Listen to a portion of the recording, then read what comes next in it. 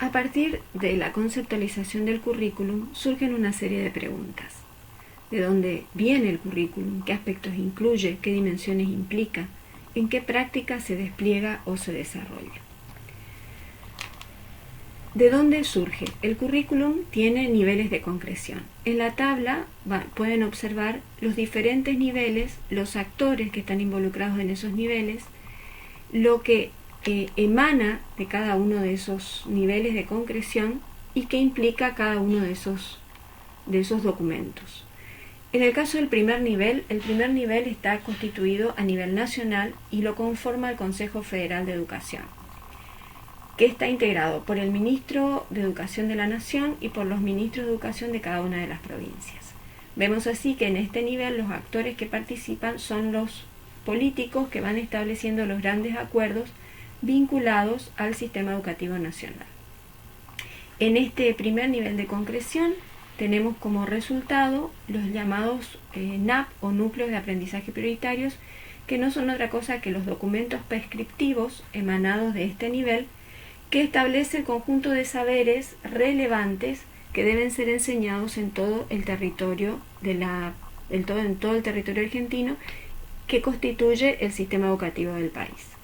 El segundo nivel se desarrolla ya en el Ministerio de Cultura y Educación de la provincia.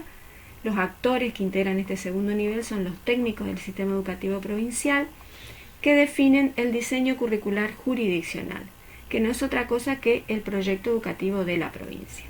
El tercer nivel, que se asienta en la institución educativa, los actores que intervienen en este tercer nivel son los directivos y docentes de cada institución, que definen el proyecto curricular institucional o diseño curricular institucional que constituye la oferta académica de la escuela.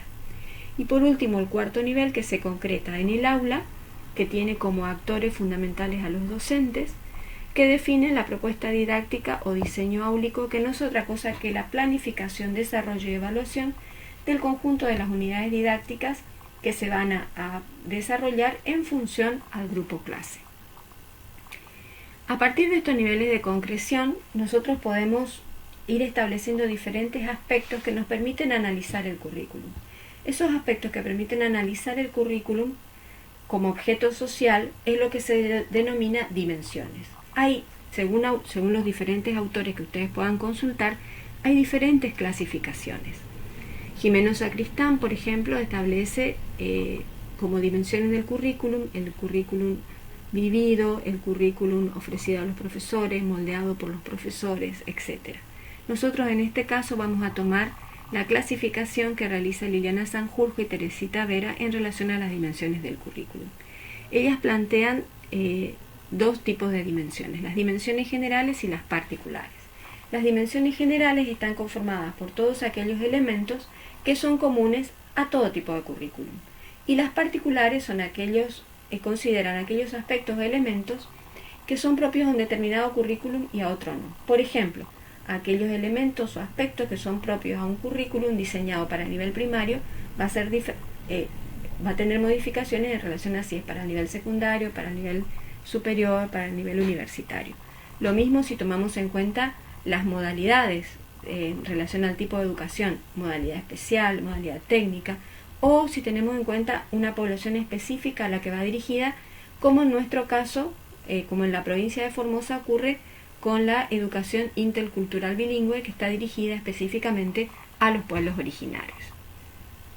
En relación a las dimensiones generales, que son aquellos aspectos o elementos que son comunes a todo currículum, las autoras señalan tres. La primera de ellas es la dimensión social.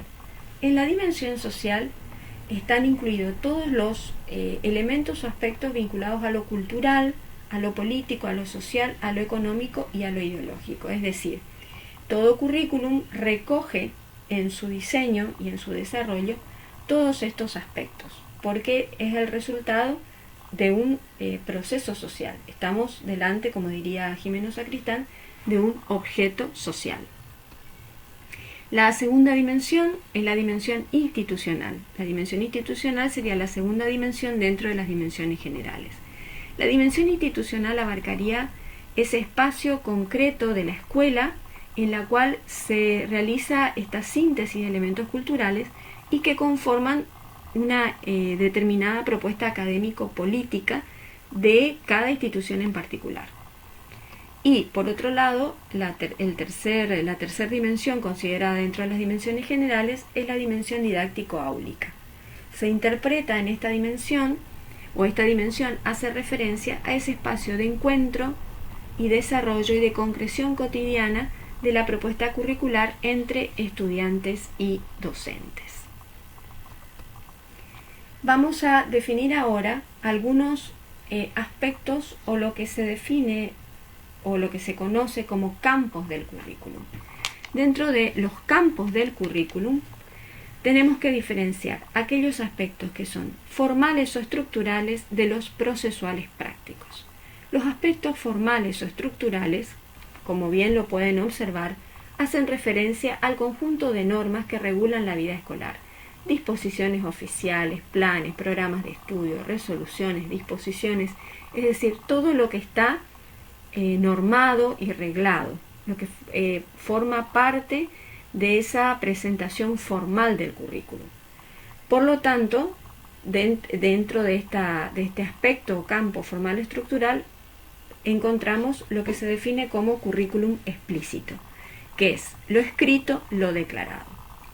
En relación al campo de lo procesual práctico, en este campo hacemos referencia a todo lo que ocurre en el desarrollo del currículum a su puesta en marcha. Incluye el currículum vivido, el currículum oculto y el currículum nulo. El currículum vivido comprende lo explícito, pero también lo oculto, con la intervención de todos quienes participan en la puesta en práctica. Es la puesta en acto del currículum. El currículum oculto está constituido, tomándolo a Jimeno Sacristán, por los efectos provenientes de las experiencias vividas en la realidad del centro escolar, sin haberlas planificado ni a veces ser conscientes de su existencia. Es decir, podemos incluir aquí todo aquello que enseñamos a través de lo que enseñamos intencionalmente y de la forma en que lo enseñamos. Como producto del currículum oculto podemos mencionar modos de percepción y formas de pensamiento, juicios valorativos, disposiciones, actitudes. El currículum nulo es lo que se deja de decir, lo que se omite, lo que no se enseña en la escuela. Fíjense que dentro de estos aspectos o campos del currículum, que están bien diferenciados, por un lado los formales estructurales y por otro lado los procesuales prácticos, Teresita Vera plantea la definición de currículum real. La definición de currículum real toma aportes de Graciela Frigerio y se define como la intersección o la integración entre la norma y el modo en que los actores de cada institución utilicen los intersticios.